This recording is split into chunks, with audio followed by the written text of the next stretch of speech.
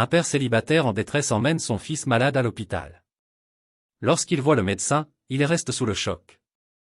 Avant d'entrer dans le vif du sujet, si cette vidéo vous a trouvé au bon moment, faites-le moi savoir avec votre emoji préféré.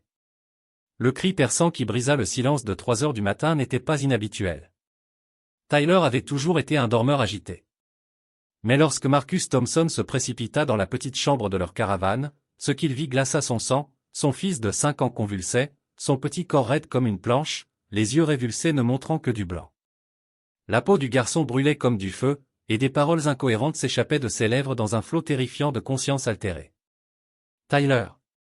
Tyler, mon grand, tu m'entends » Marcus tomba à genoux à côté du lit étroit, ses mains calleuses flottant impuissantes au-dessus du corps tremblant de son enfant.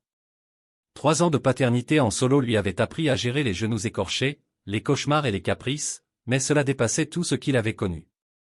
Marcus Thompson n'avait jamais prévu d'être père. À 32 ans, il était un mécanicien compétent, gérant seul un petit atelier dans le sud d'Austin, Texas, vivant au jour le jour dans le parc de Caravan Sunset. Sa vie était simple, travail, sommeil et tenter d'oublier la vie qu'il avait perdue il y a 7 ans, quand Sarah Mitchell l'avait quitté devant l'hôtel. Mais tout avait changé il y a 3 ans, quand Jessica Collins était apparue à la porte de son garage avec un garçonnet de 2 ans accroché à la hanche. Elle était jeune, peut-être dans la vingtaine, avec un regard désespéré et une histoire qui toucha son cœur solitaire. Sa maman, c'était ma sœur Amanda, avait-elle expliqué en changeant l'enfant de bras. Elle est morte en le mettant au monde. J'ai essayé, mais je n'y arrive plus. J'ai entendu dire que vous étiez quelqu'un de bien, monsieur Thompson. J'ai des papiers ici qui disent que vous pouvez vous occuper de lui, légalement. Marcus avait regardé l'enfant aux yeux écarquillés qui allait devenir Tyler, voyant en lui quelque chose de familier. Peut-être était-ce la solitude qui le rongeait depuis la disparition de Sarah. Ou peut-être était-ce la manière dont le petit garçon avait tendu ses doigts vers la voiture miniature posée sur l'établi.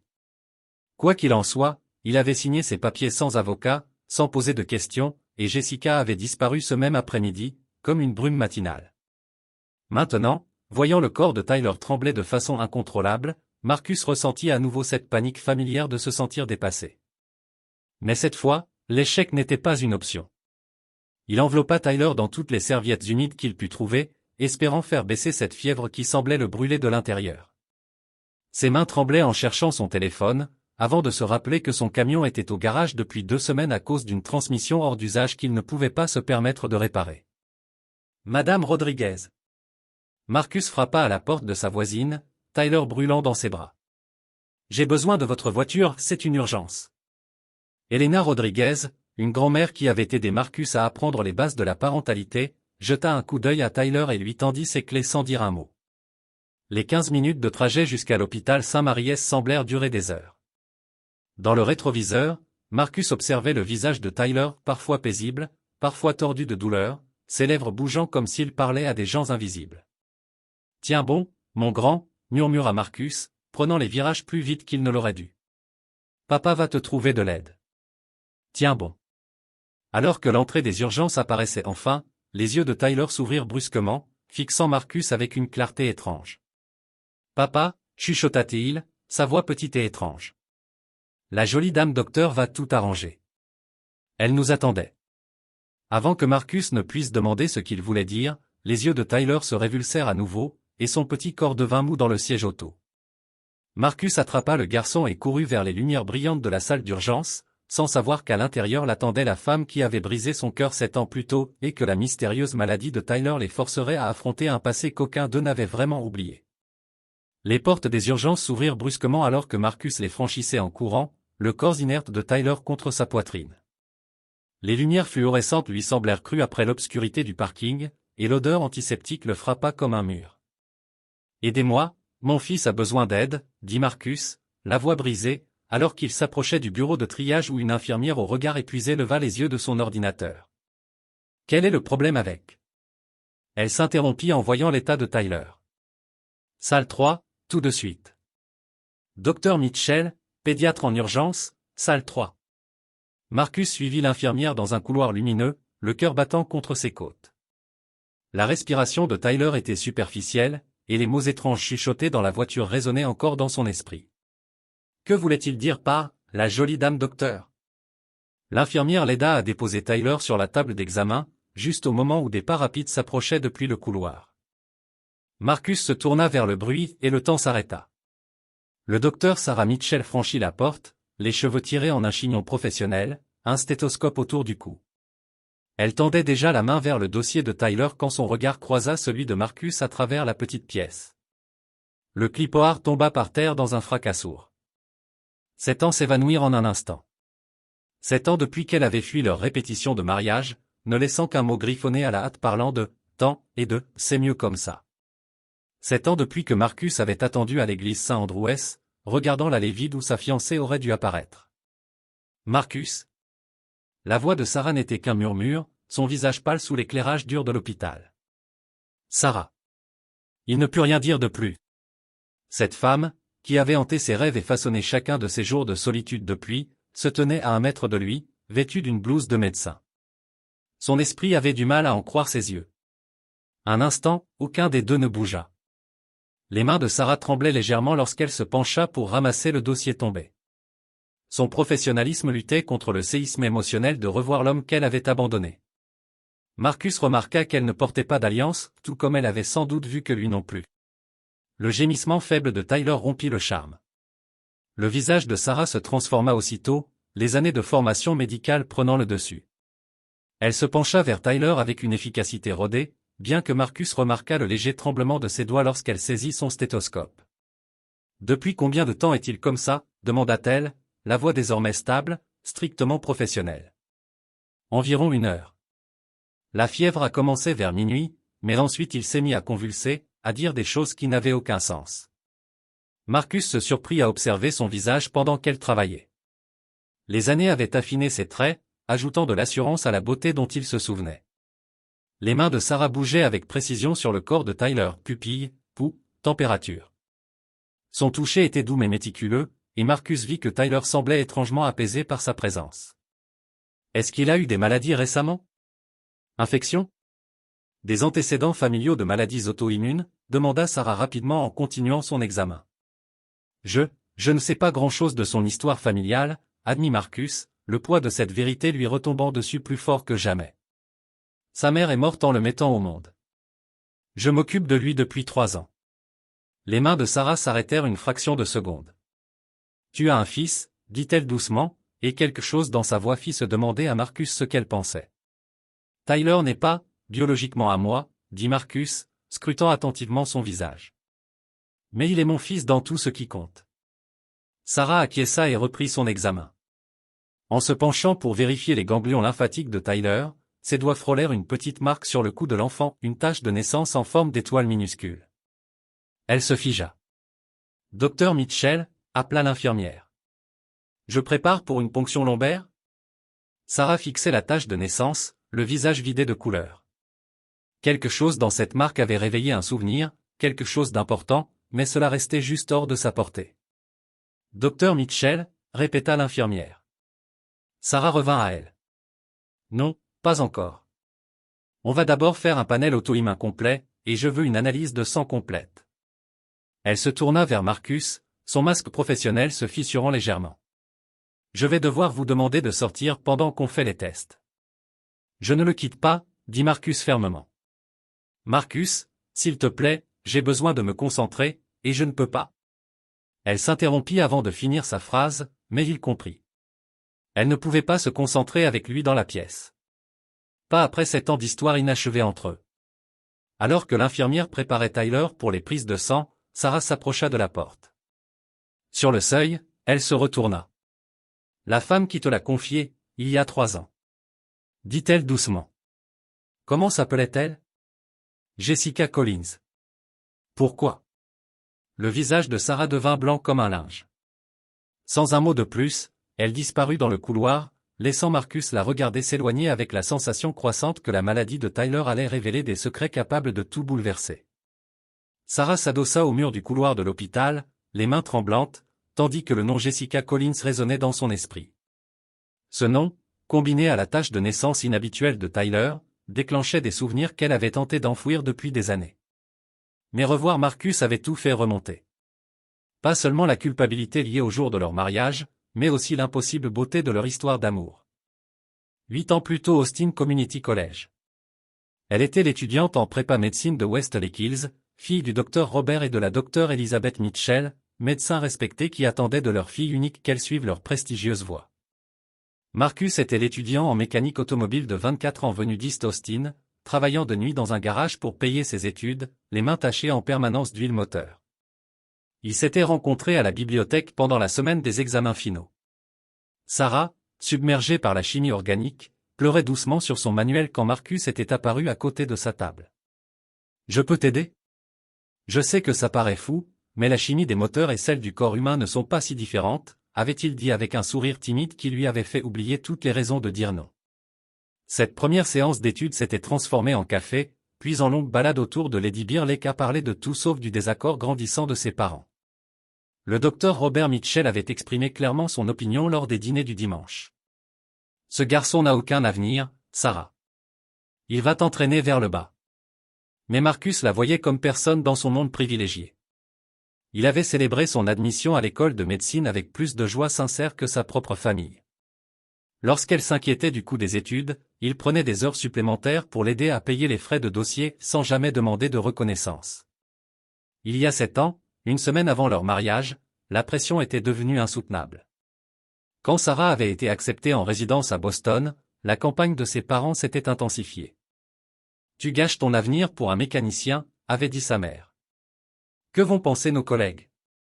Puis étaient arrivées les photos. Richard Blackwell, l'enquêteur privé engagé par son père, avait apporté des preuves prétendues accablantes, Marcus embrassant une femme blonde devant un hôtel, recevant ce qui semblait être de l'argent de personnes douteuses. Des documents financiers montraient des dettes de jeu. Des témoins parlaient d'infidélité. « Je suis désolé que tu doives voir ça, ma chérie », avait dit le docteur Robert, sa voix dégoulinant de fausse compassion. « Mais mieux vaut maintenant qu'après avoir ruiné ta vie. » Jeune et dépassée, Sarah avait cru ses mensonges. La veille du mariage, elle avait écrit la lettre qui allait la hanter pendant 7 ans, et elle avait fui à Boston sans jamais affronter Marcus. Ce qu'elle n'avait jamais su, c'est que la femme blonde était la sœur malade de Marcus, qu'il visitait dans un centre de réhabilitation. Les dettes de jeu ? Des prêts étudiants contractés pour aider à payer les frais de Sarah, une surprise qu'il comptait lui révéler après leur lune de miel. Présent. Sarah revint dans la chambre de Tyler et trouva Marcus lui tenant la main, lui murmurant des mots rassurants. La vue lui brisa presque le cœur. Cet homme doux, qui avait élevé seul un enfant pendant 3 ans, c'était le même qu'elle avait cru capable de trahison. Les examens sont lancés, annonça-t-elle professionnellement. On aura les résultats dans l'heure.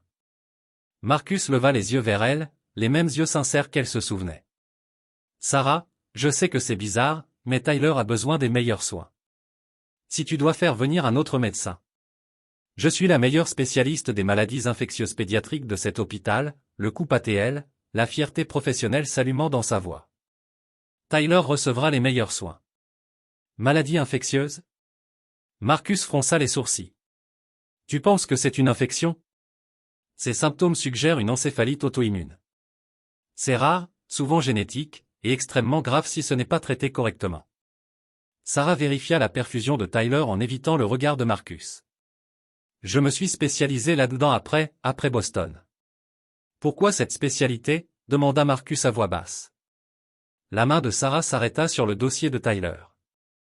Parce que je voulais sauver des enfants comme je n'ai pas pu nous sauver, pensa-t-elle. Parce que réparer les choses brisées est devenu ma manière d'essayer de réparer ce que j'avais cassé. Ça m'a semblé important, dit-elle à la place. Un technicien de laboratoire frappa à la porte. Docteur Mitchell, les résultats sanguins que vous avez demandés sont prêts, et il y a quelque chose d'inhabituel que vous devriez voir immédiatement. Sarah prit le dossier, son expression devenant de plus en plus troublée à chaque page. Les marqueurs génétiques. Les indicateurs auto-immuns. Et surtout, une note en bas de page faisant référence à un cas similaire datant de 5 ans. Patiente, Amanda Collins décédée de complications dues à la même maladie auto-immune rare. La même condition qui menaçait désormais la vie de Tyler. Les mains de Sarah tremblaient alors qu'elle comprenait l'horrible vérité en train de se dévoiler. La maladie mystérieuse de Tyler n'était pas un hasard. C'était héréditaire. Et si Amanda Collins était liée à Jessica Collins, alors l'histoire médicale de Tyler était bien plus complexe et dangereuse que ce qu'ils avaient imaginé. Marcus, dit-elle lentement, sa voix à peine stable. Il faut qu'on parle de la famille biologique de Tyler. Tout de suite. Sarah entraîna Marcus dans le couloir, le visage grave, serrant le dossier médical de Tyler. Les lumières fluorescentes projetaient des ombres dures sous ses yeux, la faisant paraître plus âgée que ses 30 ans. Il y a 5 ans, une jeune femme nommée Amanda Collins est morte dans cet hôpital de cette même maladie auto-immune que combat Tyler en ce moment, expliqua-t-elle d'une voix basse et urgente. Elle est morte de complications pendant l'accouchement. Marcus sentit le sang quitter son visage. Amanda? Jessica avait dit qu'Amanda était sa sœur, qu'elle était la mère de Tyler. Marcus, cette maladie est extrêmement rare. On parle d'un cas sur plusieurs millions. Le fait que Tyler l'ait, et qu'Amanda soit morte de cette maladie. Sarah s'interrompit, scrutant son expression. Il y a autre chose. Amanda avait la même tache de naissance que Tyler. Cette marque en forme d'étoile sur son cou. L'esprit de Marcus tourbillonnait. Tu es en train de dire que Tyler est définitivement le fils d'Amanda? Les marqueurs génétiques le suggèrent fortement. Mais, Marcus, il y a quelque chose qui ne colle pas. Sarah ouvrit le dossier, pointant une date. Amanda Collins est morte en octobre 2019. D'après ce que tu m'as dit, Jessica t'a amené Tyler en mars 2022, disant qu'il avait 2 ans. Marcus fit le calcul rapidement. Ça voudrait dire que Tyler avait environ 2 ans et demi quand elle me l'a confié. Ça colle. Mais alors, où était Tyler pendant ces 2 premières années? Si Amanda est morte en le mettant au monde, qui s'est occupé de lui? Et pourquoi Jessica a-t-elle attendu si longtemps avant de te le confier? Les questions flottaient lourdement entre eux. Marcus se souvint de l'énergie nerveuse de Jessica, de la façon dont elle regardait constamment par-dessus son épaule, comme si elle craignait d'être suivie. Elle avait été pressée de finir les papiers et de partir. Je n'ai jamais posé de questions, admit Marcus, la culpabilité pesant lourdement sur sa poitrine. Elle avait des documents, elle disait que tout était légal. J'étais juste, seule, Sarah. Et quand j'ai vu Tyler, quelque chose en moi a su que je devais le protéger. L'expression de Sarah s'adoucit légèrement. Malgré tout ce qu'il y avait entre eux, elle voyait l'amour sincère que Marcus portait à Tyler. Les documents que Jessica t'a donnés, tu les as encore chez toi? Pourquoi? Mais avant qu'elle ne puisse répondre, le moniteur de Tyler se mit à biper frénétiquement. Ils se précipitèrent dans la chambre et trouvèrent Tyler en pleine crise, son petit corps à nouveau rigide, secoué de convulsions. Infirmière, appela immédiatement Sarah en se précipitant au chevet de Tyler. Je veux 2 mg de lorazépam, maintenant. Marcus regardait, impuissant, tandis que Sarah s'activait pour stabiliser Tyler, ses gestes précis et confiants. La respiration de l'enfant était difficile, et sa peau avait pris une teinte alarmante. Est-ce qu'il va mourir? Murmura Marcus, les mots lui arrachant la gorge. Pas si je peux l'en empêcher, répondit Sarah en ajustant les médicaments de la perfusion de Tyler. Mais Marcus, cette maladie est progressive. Si Tyler est vraiment le fils biologique d'Amanda, j'ai besoin de connaître tout son historique médical de ses premières années. Chaque détail peut être crucial pour son traitement. Alors que les convulsions de Tyler s'estompaient et que sa respiration se stabilisait, Sarah remarqua quelque chose qui la glaça. Linda Rodriguez, l'infirmière vétérante qui travaillait à Saint-Maries depuis plus de 20 ans, fixait Tyler avec reconnaissance. Docteur Mitchell, dit-elle doucement, ce garçon, cette tache de naissance, la façon dont il dort, il me rappelle un cas d'il y a plusieurs années. Un bébé dont la mère est morte lors de l'accouchement. Mais alors? Insista Sarah, que s'est-il passé? Le bébé a disparu de l'hôpital avant que les services sociaux ne puissent le placer. Une jeune femme prétendait être sa tante, mais elle n'avait pas les papiers nécessaires. Les caméras de sécurité l'ont montrée en train de partir avec le nourrisson, mais elle n'a jamais été retrouvée. Marcus sentit le sol se dérober sous ses pieds. Tu veux dire que Tyler a été kidnappé à la naissance dans cet hôpital? C'est ce que je dis, continua Linda. Si c'est bien le même enfant, alors les papiers de garde que tu as sont sans valeur. Ce garçon appartient légalement à l'État, et quiconque te l'a donné a enfreint la loi. Sarah et Marcus échangèrent un regard chargé de terreur en réalisant les implications effrayantes. Si la garde de Tyler était illégale, Marcus pourrait le perdre pour toujours. Mais plus pressant encore, sans dossier médical adéquat, traiter cette maladie rare devenait beaucoup plus dangereux. Il nous faut ces documents, dit Sarah avec urgence. Et il faut découvrir qui est vraiment Jessica Collins, et ce qu'il s'est passé pendant ces 2 années manquantes de la vie de Tyler. Comme si leur conversation avait invoqué sa présence, un homme en costume chair apparut dans l'encadrement de la porte, ses yeux perçants analysant la scène. « Excusez-moi, dit-il avec un sourire froid, je suis Richard Blackwell, consultant juridique. Je crois qu'il y a des irrégularités concernant la garde de cet enfant qui nécessitent une attention immédiate. » Marcus ne reconnut pas ce nom, mais le visage de Sarah devint blanc de choc et de rage. L'homme qui avait détruit leur vie 7 ans auparavant venait de réapparaître. La présence de Richard Blackwell dans l'entrée fit frissonner la pièce. Sarah le reconnut aussitôt, le détective privé qui avait saboté ses fiançailles avec de faux témoignages. Mais Marcus, concentré entièrement sur la crise de Tyler, ne reconnut pas l'homme qui avait orchestré son chagrin. « Ce n'est pas le moment, dit sèchement Sarah à Richard. Nous avons une urgence médicale. » « En fait, docteur, c'est justement le moment, répondit Richard calmement en sortant un dossier officiel.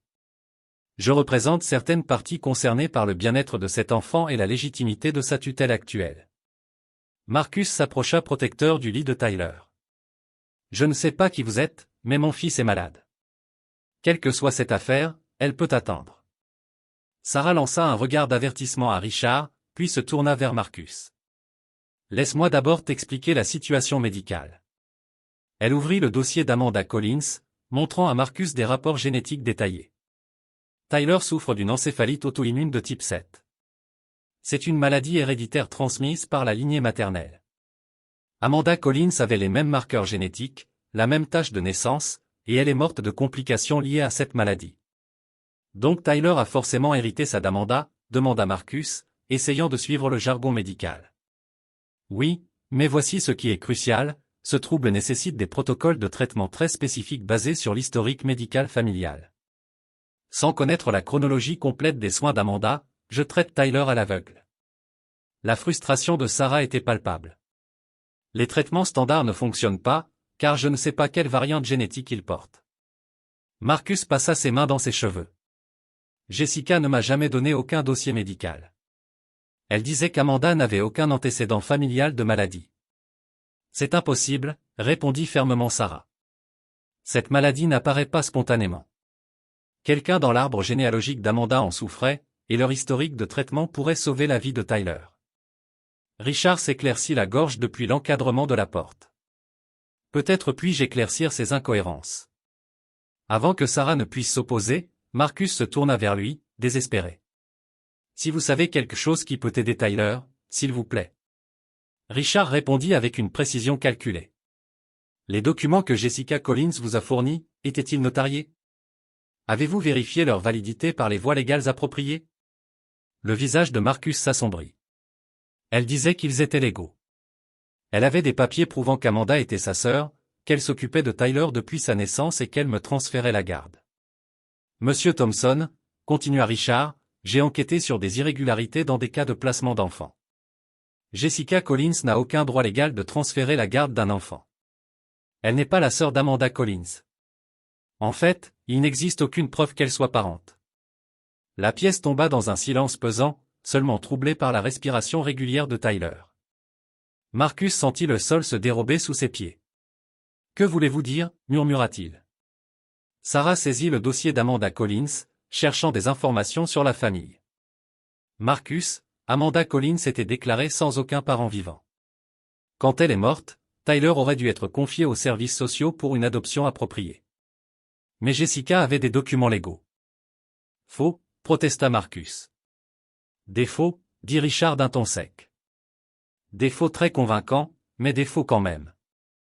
Ce qui signifie, monsieur Thompson, conclut-il, que vous vous occupez d'un enfant dont vous n'avez aucun droit légal. Marcus s'effondra dans la chaise près du lit de Tyler, les implications le broyant. Donc Tyler pourrait lui être enlevé. Sarah se plaça entre Marcus et Richard, ses instincts protecteurs s'éveillant. Même si c'est vrai, Marcus est le père de Tyler à tous points de vue depuis 3 ans. N'importe quel tribunal reconnaîtrait son engagement prouvé. Malheureusement, répondit Richard, la garde illégale reste illégale, quelles que soient les bonnes intentions. L'État a l'obligation de protéger les enfants contre les placements irréguliers. Tyler bougea dans son lit, ses yeux brillants s'ouvrirent pour fixer Marcus. Papa, murmura-t-il faiblement, tu vas me quitter aussi? Marcus prit immédiatement la main de Tyler. Jamais, mon grand. Je ne te quitterai jamais. Sarah observa cet échange, voyant le lien sincère entre eux. Peu importe les complications légales, Tyler considérait clairement Marcus comme son père. Il faut trouver un moyen de légaliser tout ça, dit Sarah. Marcus, ces documents que Jessica t'a donnés, il faut les examiner immédiatement. Et il faut découvrir qui est vraiment Jessica Collins, et pourquoi elle t'a confié Tyler. Richard sourit froidement. Je crains que les autorités doivent être informées de cette situation irrégulière, pour la protection de l'enfant bien sûr. Pas tant qu'il est en crise médicale, dit fermement Sarah. Tyler est mon patient et je ne permettrai aucune interruption qui pourrait compromettre son traitement. Comme pour ressentir la tension, les moniteurs de Tyler recommencèrent à biper. Sa petite main serra celle de Marcus encore plus fort. Papa, ne les laisse pas m'emmener, murmura Tyler, ses mots à peine audibles, mais portant le poids de la peur la plus profonde d'un enfant. Marcus regarda Sarah avec des yeux désespérés, réalisant que sauver Tyler pourrait nécessiter de lutter non seulement contre une maladie rare, mais aussi contre un système légal capable de déchirer leur famille. Richard Blackwell fit un pas dans la pièce, son sourire prédateur ne faiblissant pas. En regardant Marcus réconforter Tyler, Sarah nota quelque chose de troublant dans son attitude, ce n'était pas seulement une inquiétude professionnelle, mais une manipulation calculée. Monsieur Thompson, reprit Richard d'une voix posée, je comprends votre attachement à ce garçon, mais il faut penser à ce qui est le mieux pour lui. Un enfant avec des besoins médicaux aussi graves nécessite des ressources qui dépassent peut-être vos capacités actuelles. Marcus se raidit. Je m'occupe de Tyler depuis 3 ans. Il n'a jamais manqué de rien, vivant dans un parc de caravanes, travaillant comme mécanicien. Le ton de Richard resta aimable, mais ses mots firent mal. Vous devez bien comprendre qu'un enfant dans l'état de Tyler bénéficierait d'un environnement plus stable. Sarah observa Richard avec une inquiétude grandissante. Quelque chose dans sa connaissance du lieu de vie de Marcus semblait trop précise, trop préparée. Comment savez-vous où habite Marcus? Interrogea Sarah. Le sourire de Richard vacilla un instant. Comme je l'ai dit, j'enquête sur cette affaire. Il est important de comprendre toutes les circonstances. Quelle affaire? Demanda Marcus. Des parties concernées, qui ont à cœur le bien-être de l'enfant, répondit Richard. Richard répondit évasivement. En fait, j'ai déjà été en contact avec plusieurs familles excellentes, spécialisées dans la prise en charge d'enfants ayant des besoins médicaux complexes. La famille Worthington à Dallas, par exemple. Non. Marcus se leva brusquement. Tyler reste avec moi. Richard sortit une carte de visite et la posa sur la table de chevet de Tyler. Monsieur Thompson, je comprends que les émotions soient vives, mais soyons pragmatiques. Vos relevés financiers montrent une dette importante, des revenus irréguliers, et maintenant des factures médicales qui risquent de vous ruiner. Ce garçon mérite mieux. Le sang de Sarah se glaça. Comment avez-vous accès au dossier financier de Marcus, au registre public, Dr Mitchell? Tout est parfaitement légal, ses yeux scintillaient d'une lueur peu honnête. Tyler bougea à nouveau, ses yeux brillants scrutant les adultes. Papa, qui est cet homme effrayant? Marcus se précipita pour bloquer la vue de Tyler sur Richard. Juste quelqu'un qui va partir, mon grand. Mais Richard n'en avait pas fini. Il y a aussi la question de Jessica Collins. Mon enquête a révélé des détails intéressants sur son passé et sa connexion à cette affaire. Sarah s'approcha. Quel genre de détails? Disons simplement que Jessica Collins n'est pas celle qu'elle prétend être, et que ses motivations pour confier Tyler à Monsieur Thompson n'étaient pas totalement altruistes. Richard consulta sa montre de luxe. Je déposerai mon rapport auprès des autorités compétentes demain. Il serait sans doute sage pour Monsieur Thompson de considérer un placement volontaire avant qu'une décision ne soit prise pour lui. Partez, dit Sarah calmement, sa voix mortellement calme. Le masque de Richard glissa légèrement, révélant quelque chose de plus sombre. Dr Mitchell, sûrement en tant que professionnel de santé, vous comprenez la nécessité d'assurer que cet enfant reçoive des soins appropriés. Je propose simplement des alternatives avant que l'État n'intervienne. Je vous ai dit de partir. Richard ramassa son dossier, mais pas avant d'avoir laissé plusieurs documents sur la table, informations sur des centres d'accueil adaptés et contacts de familles capables de gérer les besoins de Tyler. Je vous tiendrai informé. Après son départ, Marcus s'effondra dans sa chaise, le visage pâle. Sarah, et si c'était vrai? Si Tyler serait mieux avec une famille pouvant lui offrir de meilleurs soins médicaux? Ne dis pas ça, répondit-elle vivement. Tyler t'aime. Tu l'as élevé avec plus de dévouement que beaucoup de parents biologiques envers leurs enfants. Mais légalement? Légalement, on trouvera une solution. Mais émotionnellement, psychologiquement, Tyler t'appartient. Sarah ramassa la carte de visite de Richard et l'examina. Il y a quelque chose qui cloche chez cet homme. Ses questions étaient trop précises, trop préparées. Et comment connaît-il Jessica Collins? Marcus la regarda. Tu penses qu'il ment sur quelque chose? Je crois qu'il en sait plus qu'il ne le dit. Sarah s'approcha du lit de Tyler pour vérifier ses constantes. Le garçon dormait paisiblement, mais son état restait critique. Marcus, dit-elle, je veux que tu rentres chez toi et récupères tous les documents de garde que Jessica t'a donnés. Ramène tout, papier, photos, tout ce qu'elle a laissé. Je ne peux pas laisser Tyler, répondit Marcus. Linda restera avec lui, je le surveillerai personnellement, mais on a besoin de ces documents ce soir. Quelque chose lui disait que l'intérêt de Richard Blackwell pour Tyler n'était pas aussi bienveillant qu'il le prétendait. Alors que Marcus se préparait à partir à contre-cœur, les yeux de Tyler s'ouvrirent une dernière fois. « Papa, murmura-t-il, l'homme effrayant connaît la méchante dame. Ils vont essayer de m'emmener. » Sarah et Marcus échangèrent un regard alarmé. La fièvre de Tyler le faisait délirer, mais ces mots leur glacèrent le sang. Quelle relation Richard Blackwell entretenait-il avec Jessica Collins? Et pourquoi était-il si déterminé à séparer Tyler du seul père qu'il ait jamais connu? 20 minutes plus tard, Sarah coinça Richard dans le parking de l'hôpital, sa colère à peine contenue. Elle avait reconnu quelque chose dans son attitude calculatrice, et le souvenir lui revint enfin. Richard Blackwell, lança-t-elle, sa voix perçant l'écho du béton, vous êtes l'enquêteur que mon père a engagé il y a 7 ans. Richard se retourna lentement, sa façade polie vacillant. Docteur Mitchell, dit-il, je me demandais si vous vous souviendriez. Vous avez détruit ma vie, s'avança Sarah, serrant les poings. Ces photos, ces mensonges à propos de Marcus. Vous avez tout fabriqué. J'ai rendu un service, répondit Richard d'un ton calme. Tes parents voulaient protéger ton avenir. Marcus Thompson n'était guère digne de quelqu'un de ton rang. Alors tu as décidé du destin de Tyler de la même façon, en manipulant et en mentant. Le sourire de Richard devint prédateur. Tes parents m'ont très bien payé pour que Marcus reste hors de ta vie. Quand ils ont appris que tu étais revenu à Austin il y a 6 mois, ils m'ont engagé à nouveau pour surveiller la situation. Le sang de Sarah se glaça. Il te paie encore? Une sorte d'assurance, admit Richard avec un haussement d'épaule.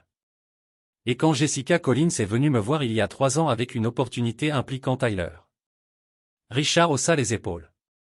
Plusieurs sources de revenus. Jessica Collins est venue te voir, pensa Sarah, son esprit s'emballant. Quelle opportunité! Elle avait besoin d'argent, et elle avait un enfant sans tuteur légal. Je l'ai simplement mise en relation avec quelqu'un désespéré d'avoir une famille. Les yeux de Richard brillèrent de malveillance. Ton ancienne fiancée était parfaitement placée, seule, naïve, et assez reconnaissante pour ne pas poser de questions difficiles. Tu as orchestré la mise en garde de Tyler chez Marcus. J'ai facilité cela. Jessica a été payée, Marcus a obtenu sa famille instantanée, et moi, j'ai conservé un lien utile. Tout le monde y a gagné, sauf Tyler, qui a été séparé illégalement des procédures normales de placement. Richard s'approcha, sa voix tombant en un murmure menaçant. Et maintenant, ce lien sert un autre but. Avec Tyler malade et Marcus au bord de la faillite à cause des factures médicales, le garçon a besoin d'un arrangement plus adéquat. Mes clients à Dallas sont prêts à offrir une compensation excellente pour les soins de Tyler. Sarah comprit avec horreur que Richard ne manipulait pas seulement la garde, il trafiquait Tyler à des familles riches prêtes à payer pour des adoptions privées. Vous vendez des enfants, souffla-t-elle. Je fournis des solutions, Marcus se débarrasse de ses dettes, Tyler reçoit les soins médicaux appropriés, et mes clients obtiennent la famille qu'ils ont toujours désirée. Richard sortit son téléphone. Un appel au service de protection de l'enfance pour garde illégale, et Tyler est retiré de Marcus ce soir. Ou bien nous pouvons organiser un transfert civilisé vers des personnes capables de réellement assumer ces soins. L'esprit de Sarah s'emballa, cherchant comment protéger Marcus et Tyler du filet de manipulation de Richard. Que veux-tu? Demanda-t-elle doucement. Simple. Convaincre Marcus que le placement volontaire est sa meilleure option. Utilisez ton autorité médicale pour le déclarer inapte à s'occuper des besoins de Tyler. Le garçon sera transféré chez mes clients, Marcus évitera des poursuites pénales, et tout le monde avancera. Et si je refuse? Le sourire de Richard devint glacial. Alors Marcus Thompson perdra Tyler de toute façon, mais ira aussi en prison pour garde illégale. Et toi, Dr Mitchell, tu devras expliquer au conseil médical pourquoi tu as soigné un enfant dont le tuteur n'avait aucun droit légal. Sarah le regarda, réalisant que Richard manipulait plusieurs vies depuis des années, tissant des toiles de contrôle et de corruption détruisant des familles pour le profit. Mais Richard avait commis une erreur cruciale, il avait sous-estimé jusqu'où Sarah irait pour protéger ceux qu'elle aime. Sarah courut de nouveau à la chambre de Tyler, sa confrontation avec Richard brûlant dans son esprit. Elle trouva Marcus faisant les 100 pas près du lit, les documents de garde étalés sur la table des visiteurs. « Marcus, je dois te parler de Richard Blackwell », commença-t-elle avec urgence. « J'ai regardé ces papiers », l'interrompit Marcus en brandissant les documents. Certaines signatures semblent fausses, et le tampon notarié paraît erroné. C'est parce que ce sont des faux, Marcus. Richard m'a tout avoué dans le parking. Marcus releva brusquement la tête, ses yeux se plissant avec suspicion. Tu as parlé avec lui en privé? Il a admis qu'il est le même enquêteur que mes parents ont engagé il y a 7 ans. Il a fabriqué les preuves qui m'ont fait te quitter. Et maintenant, il manipule la situation de Tyler pour de l'argent. Marcus la regarda, le visage durcissant. Tes parents l'ont engagé, oui, mais... Marcus, je ne savais pas. Je n'ai jamais su que les preuves étaient fausses avant ce soir. Tes parents, la voix de Marcus devint froide et amère, et maintenant, par coïncidence, tu es la docteure de Tyler. Il se trouve que tu travaillais en pédiatrie d'urgence la nuit où je l'ai amené. Sarah sentit son cœur se serrer devant la suspicion dans sa voix. Marcus, tu ne peux pas vraiment penser que je ne sais pas quoi penser. Marcus explosa, sa voix se brisant sous la douleur refoulée. Il y a 7 ans, ta famille a détruit ma vie avec des mensonges. Maintenant, Tyler est malade et soudainement tu es là, voulant aider. Comment puis-je savoir que ce n'est pas un nouveau piège? Parce que j'aime Tyler, répliqua Sarah. Et parce que malgré tout, je n'ai jamais cessé de t'aimer.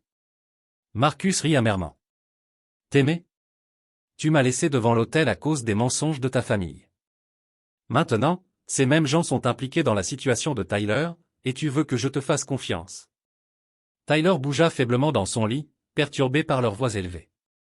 Les deux adultes baissèrent immédiatement le ton, mais le mal était fait. Je veux un autre médecin, dit Marcus doucement, les yeux remplis de douleur et de méfiance. Quelqu'un qui n'est pas lié à tout ça. Sarah sentit les larmes lui piquer les yeux. Marcus, Tyler a une condition très spécifique. Je suis la seule spécialiste ici qui. Je dis un autre médecin.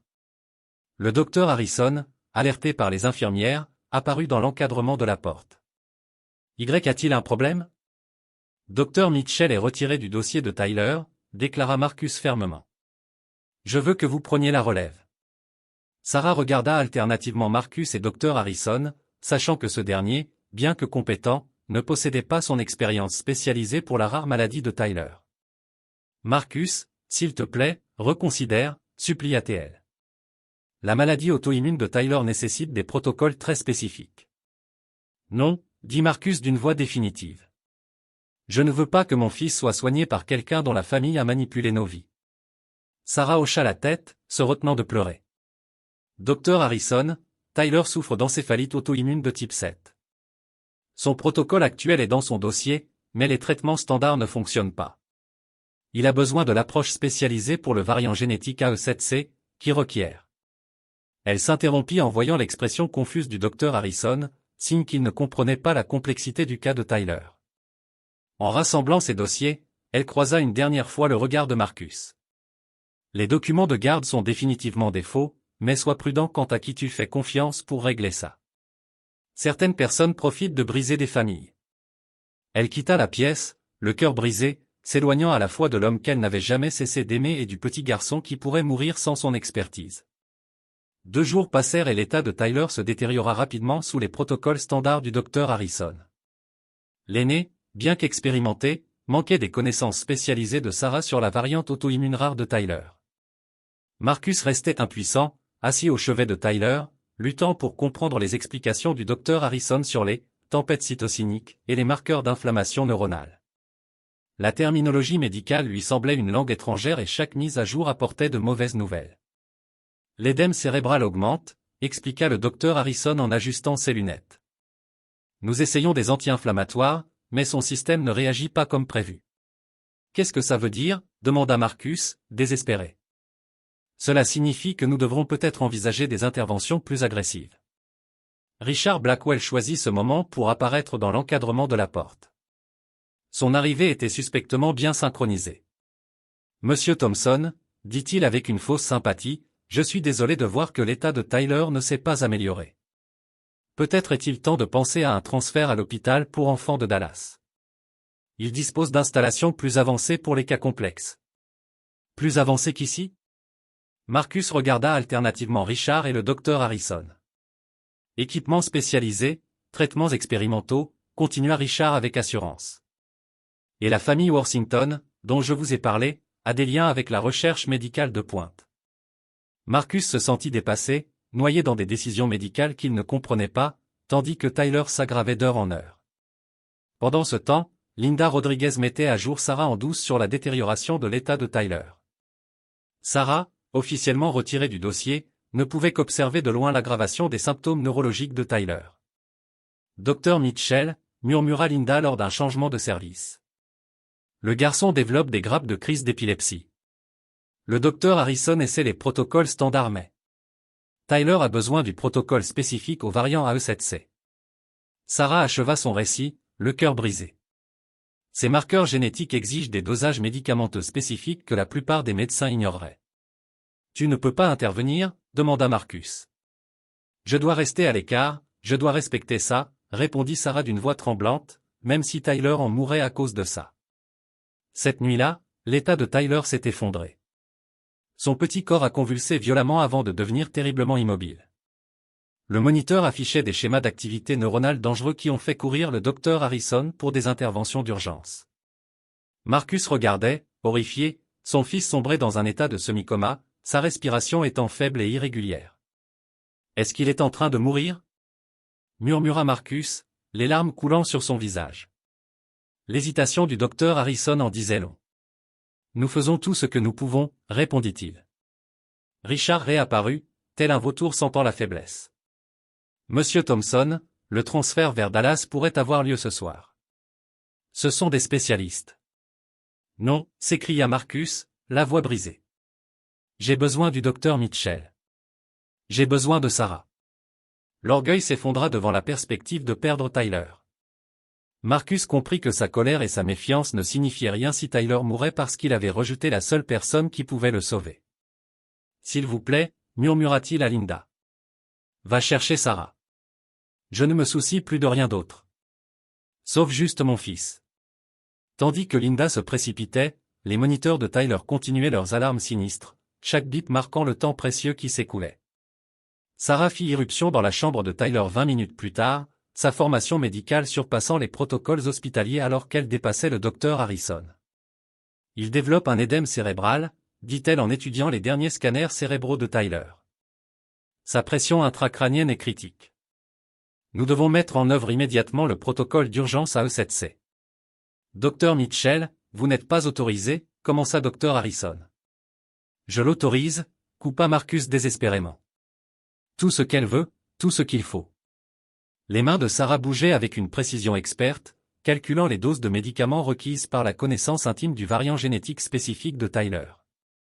J'ai besoin de méthylprednisolone à 30 mg par kilogramme, pas la dose standard, et d'une perfusion de rituximab à intervalles modifiés. Ce ne sont pas des protocoles standards, protesta Dr Harrison. Les protocoles standards le tuent, répliqua sèchement Sarah en préparant les médicaments. Tyler a le variant C de cette maladie. Cela nécessite des dosages complètement différents. Marcus regardait Sarah travailler, se rappelant pourquoi il était tombé amoureux d'elle des années auparavant. Sa confiance, sa précision, son dévouement absolu, tout tourné vers le sauvetage de son fils. C'est expérimental, prévint Dr Harrison. Non, corrigea Sarah. C'est spécialisé. J'ai utilisé ce protocole pour sauver 3 autres enfants ayant exactement les mêmes marqueurs génétiques que Tyler. Elle regarda Marcus. Mais j'ai besoin de ta confiance totale. Les prochaines 72 heures seront critiques. Tu l'as, répondit Marcus sans hésitation. Sarah commença le traitement modifié de Tyler, surveillant ses réactions neurologiques minute par minute. Marcus ne quitta jamais le chevet de Tyler, suivant chaque instruction de Sarah, apportant des glaçons, ajustant les oreillers, aidant à changer de position.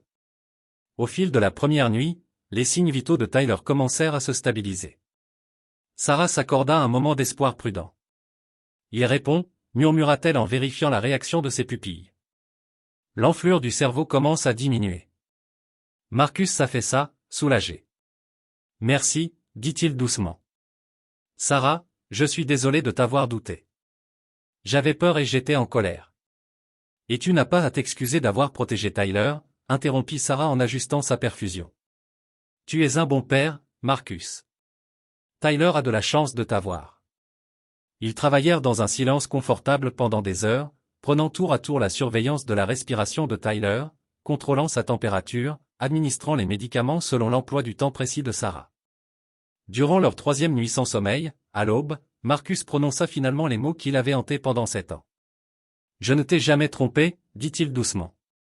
Ces photos, toutes ces preuves, rien de tout cela n'était vrai. » La main de Sarah s'arrêta sur le dossier de Tyler. « Je sais, murmura-t-elle.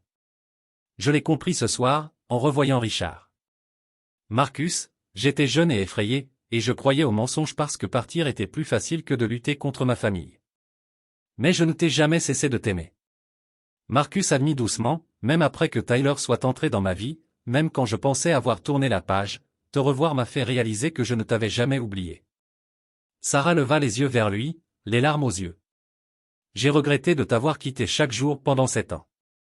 Mais si je ne l'avais pas fait, je ne serais pas devenu la médecin dont Tyler avait besoin. » Tyler bougea légèrement, ses paupières papillonnant. Les deux adultes se penchèrent en avant, pleins d'espoir. « Papa », la voix de Tyler était à peine un chuchotement, mais c'était le son le plus beau que Marcus ait jamais entendu. « Je suis là, mon garçon. Nous sommes tous les deux là. » Les yeux de Tyler s'ouvrirent complètement, fixant Sarah avec une clarté inhabituelle. « Tu es la jolie doctoresse.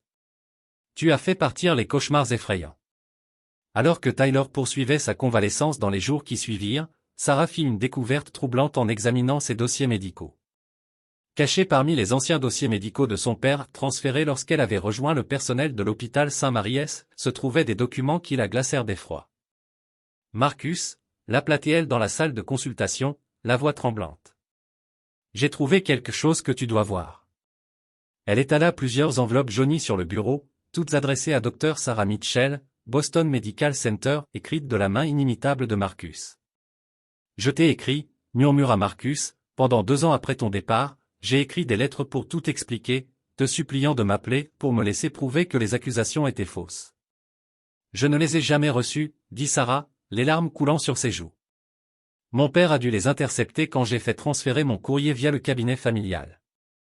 Marcus prit une des lettres, datée de 6 mois après leur mariage brisé. Ses propres mots désespérés lui sautaient aux yeux. Sarah. La femme sur ces photos était ma sœur, Amanda. Elle était en cure de désintoxication et je lui rendais visite. L'argent qu'on t'a montré était des prêts étudiants que j'ai contractés pour t'aider à payer tes frais de scolarité en médecine. Je ne t'aurais jamais trahi. S'il te plaît, appelle-moi. Laisse-moi expliquer. Amanda. Sarah répéta le nom, une révélation foudroyante la traversa. Marcus, ta sœur s'appelait Amanda? Marcus hocha la tête, troublé par son soudain empressement. Elle est morte d'une overdose il y a 4 ans. Pourquoi? Sarah fouilla frénétiquement les dossiers médicaux de Tyler. Amanda Collins, la mère biologique de Tyler. Marcus, quel était le nom complet de ta sœur? Amanda Thompson. Mais elle? Oh mon Dieu! Le visage de Marcus devint blanc comme neige en comprenant tout. Quand elle s'est rétablie, elle utilisait parfois Collins comme nom de famille. C'était le nom de jeune fille de notre mère. Tyler est ton neveu, souffla Sarah. Jessica Collins ne t'a pas simplement confié Tyler au hasard. Elle savait exactement qui tu étais. Les pièces du puzzle s'assemblèrent avec une clarté dévastatrice. Quand Amanda Thompson est morte en donnant naissance à Tyler, Jessica avait en quelque sorte emmené le bébé hors de l'hôpital avant que les services sociaux ne puissent intervenir. Elle avait passé 2 ans à s'occuper illégalement de Tyler, puis elle avait cherché Marcus spécifiquement parce qu'il était l'oncle de Tyler. Mais les documents de garde, commença Marcus. Totalement falsifiés, dit Sarah en sortant des copies laissées par Richard. Je les ai fait analyser par notre service juridique. Les tampons de notaire sont faux. Les signatures sont des faux. Jessica Collins n'avait aucune autorité légale pour transférer la garde de qui que ce soit. Marcus s'effondra sur une chaise, submergé. Alors Tyler est vraiment de la famille. De la famille de sang. Ce qui veut dire que tu as une revendication légitime de garde une fois qu'on aura réglé la procédure légale. Sarah rassembla les lettres avec précaution. Mais Marcus, techniquement, tu as pris soin de Tyler illégalement pendant 3 ans. L'État pourrait encore intervenir. C'est le fils de ma sœur, dit Marcus avec force. Amanda aurait voulu qu'il soit avec la famille. Je sais, dit Sarah doucement. Et on va s'assurer qu'il reste avec toi. Mais d'abord, on doit révéler le rôle de Richard dans toute cette affaire. Il a facilité un placement d'enfants illégal, falsifié des documents, et je pense qu'il manipule cette situation pour son profit. Marcus regarda la pile de lettres interceptées, 7 ans de communication manquée qui auraient pu tout changer. Si j'avais reçu ces lettres. Commença-t-il. On ne peut pas changer le passé, dit Sarah avec douceur. Mais on peut protéger l'avenir de Tyler. Et peut-être qu'on pourra reconstruire quelque chose de ce qui reste. Armés des lettres interceptées et des documents de garde falsifiés, Sarah et Marcus confrontèrent Richard dans le bureau de l'administrateur de l'hôpital le lendemain matin. Le docteur Harrison était assis à leur côté, le visage grave, examinant les preuves. Monsieur Blackwell, commença formellement le docteur Harrison, ces documents suggèrent que vous avez engagé une fraude systématique impliquant la manipulation de la garde d'enfants. Richard conserva son calme, mais Sarah remarqua la sueur perler sur son front. Ce sont des accusations graves sans preuve substantielle. Nous avons les papiers de garde falsifiés, déclara Marcus en les faisant glisser sur la table. Nous avons des preuves de votre lien avec Jessica Collins, ajouta-t-il, et des témoignages oculaires sur vos menaces concernant le placement de Tyler. Sarah ajouta froidement, nous avons aussi votre aveu envers moi d'avoir fabriqué des preuves il y a 7 ans pour détruire nos fiançailles. Le masque de Richard glissa enfin. Vous ne pouvez pas prouver que cette conversation a eu lieu. En fait, intervint le docteur Harrison, les caméras de sécurité de l'hôpital enregistrent toutes les activités du parking, y compris l'audio. Le visage de Richard devint pâle. Il se pencha en avant, la voix devenant un murmure désespéré. Écoutez, on peut arranger ça. Je peux régulariser rétroactivement la garde de Tyler. Tout rendre légal. Tout ce que vous avez à faire, c'est garder le silence sur ces irrégularités. Vous voulez dire garder le silence sur le trafic d'enfants? La voix de Sarah était glaciale. Quand ils refusèrent son offre, le désespoir de Richard se mua en menace. Très bien, j'appellerai moi-même les services de protection de l'enfance.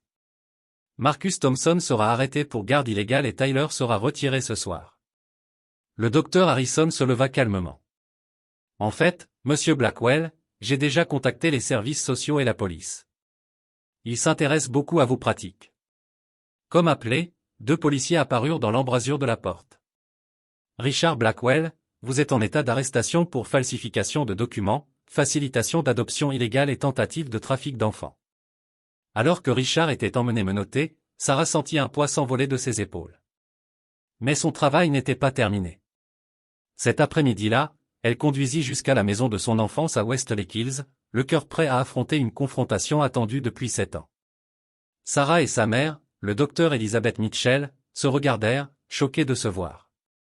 Nous ne vous attendions pas. Où est papa? Sarah l'interrompit, entrant dans le hall immaculé. Le docteur Robert Mitchell sortit de son bureau, l'expression immédiatement sur la défensive.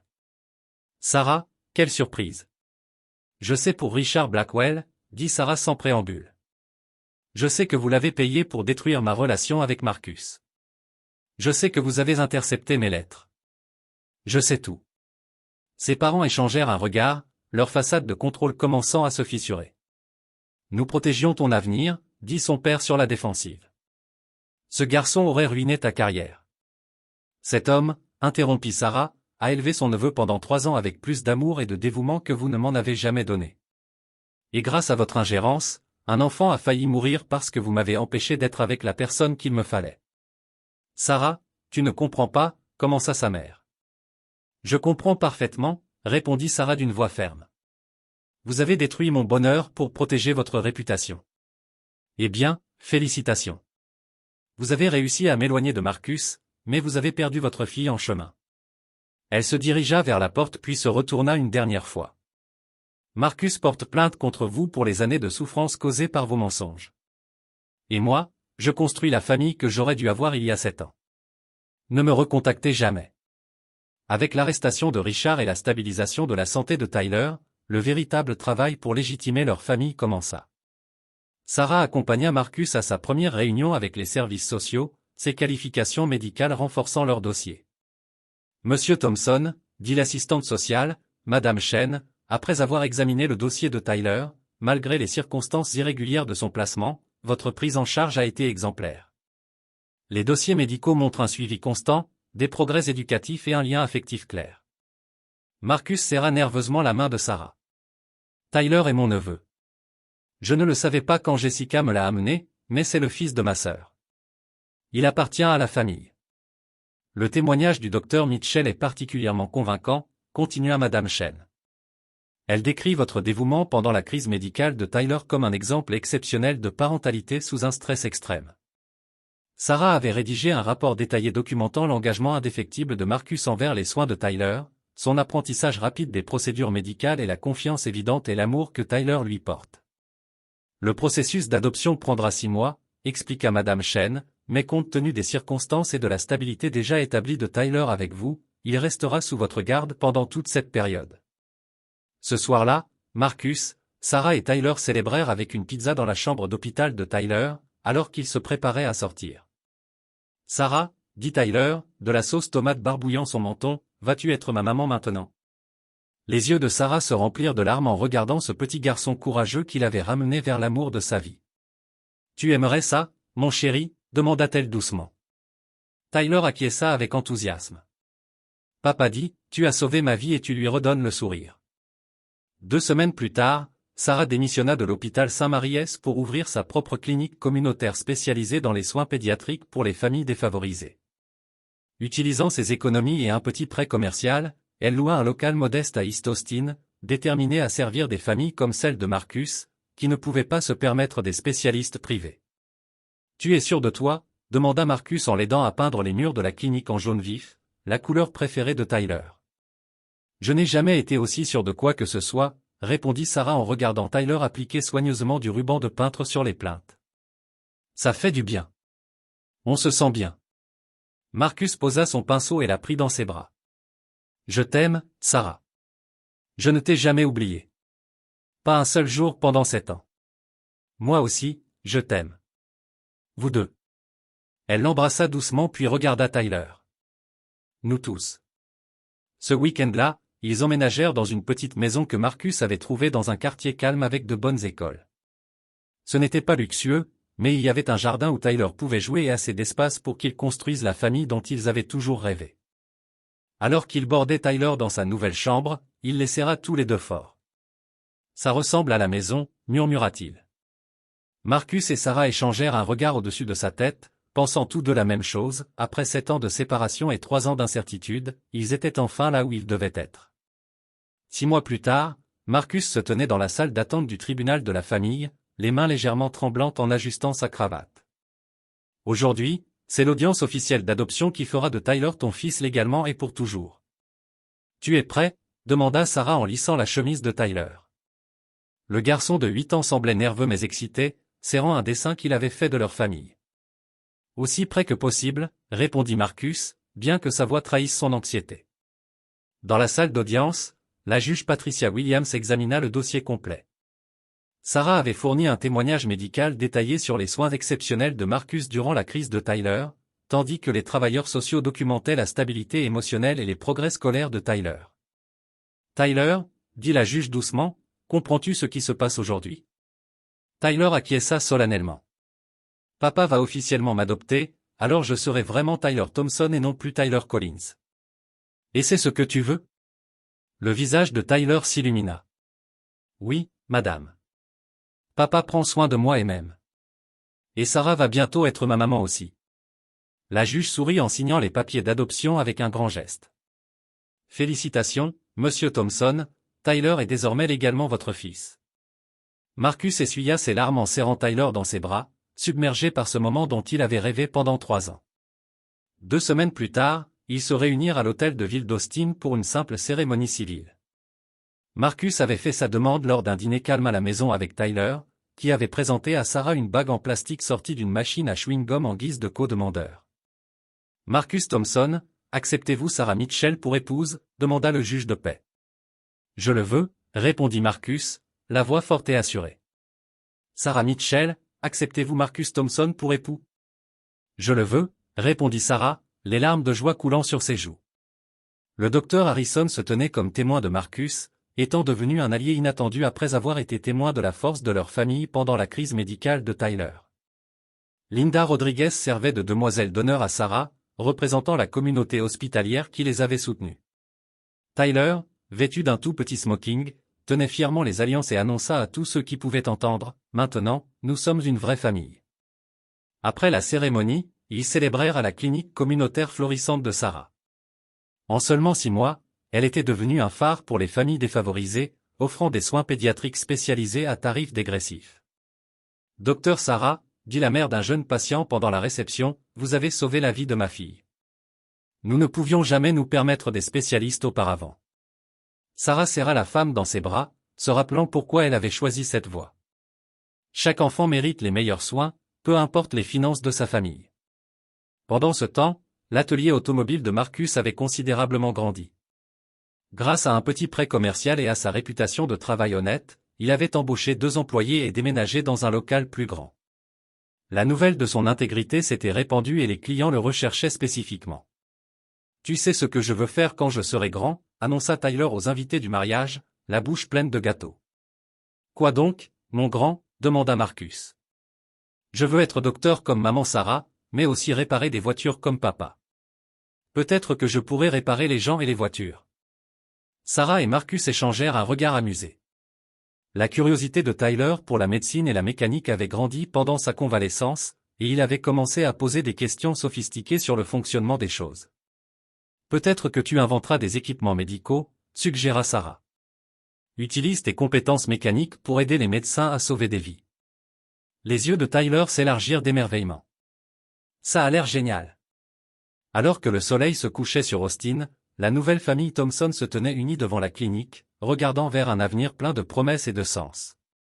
Le matin d'automne était frais lorsque Marcus Thompson, maintenant âgé de 38 ans, se tenait dans la cuisine de leur maison modeste mais confortable, regardant sa femme Sarah préparer le petit déjeuner. À 36 ans, elle rayonnait de la beauté d'une femme enceinte de 6 mois, sa main reposant protectrice sur son ventre arrondi. « Tyler, le petit déjeuner » appela Sarah en souriant, tandis que des pas lourds annonçaient l'arrivée de leur fils de 11 ans. « Bonjour maman, bonjour papa. » Tyler entra dans la cuisine, ses cheveux noirs encore en bataille.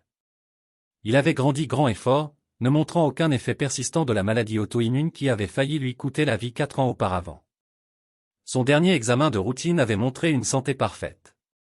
Le traitement expérimental que Sarah avait mis au point était désormais le protocole standard pour les enfants atteints de cette maladie. « Grande journée aujourd'hui, mon grand » dit Marcus en ébouriffant les cheveux de Tyler. « Prêt pour ta visite à ta maman biologique ?» Tyler acquiesça solennellement. Ils avaient commencé ces visites annuelles, aidant Tyler à comprendre ses origines tout en honorant la femme qui lui avait donné la vie.